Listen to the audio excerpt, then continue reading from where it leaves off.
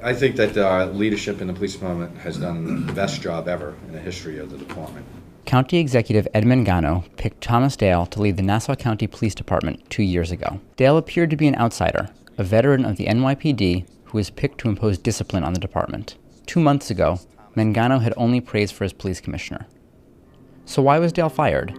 How did the commissioner, who seemed determined to clean up the police force, get caught up in a flagrant abuse of power?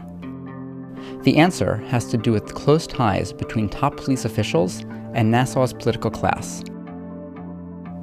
I believe my warrant was pushed to the top of the list of the warrants to get me incarcerated.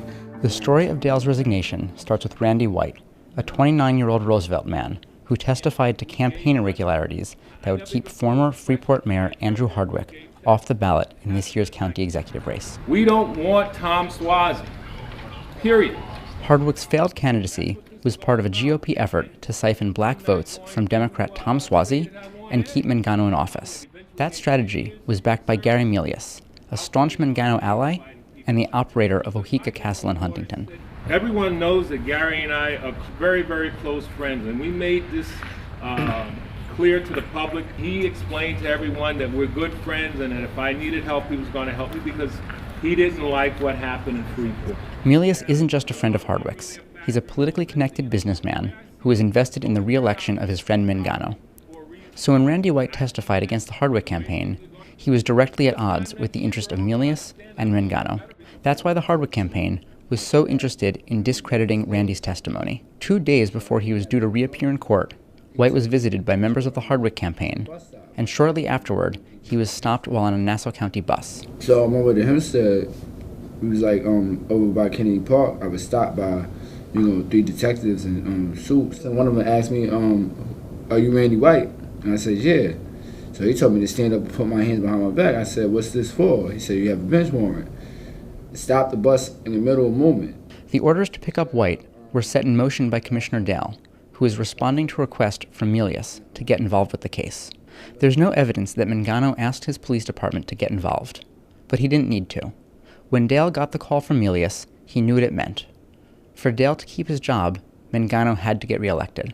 Milius helped Dale get the commissioner's job, and the two are part of the same circle of elites who socialize at Oheka Castle.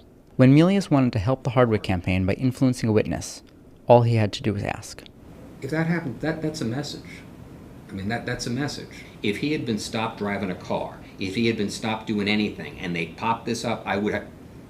Shame on Randy. But just, you stopping a bus? 3 detectives stopping a bus and getting on the bus to pull off public enemy number 1. And it may just be a total coincidence. But if it's not, it's awful. It's absolutely, absolutely awful.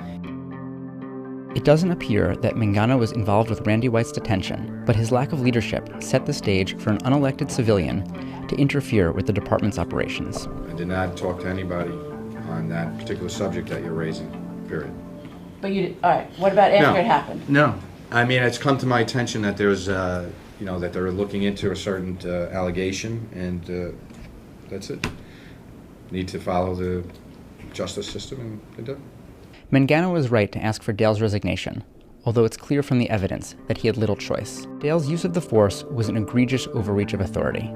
Our society gives the police enormous power to detain and arrest individuals to keep us secure in our daily lives and our democracy stable.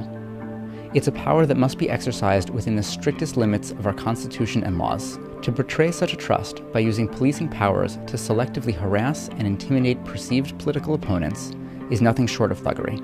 We are glad that Randy White was vindicated. As a black man with limited means, learning disabilities, and a minor criminal record, he was the perfect victim for a corrupt system. Now, Mangano needs to find a new police commissioner, but his responsibility doesn't end there.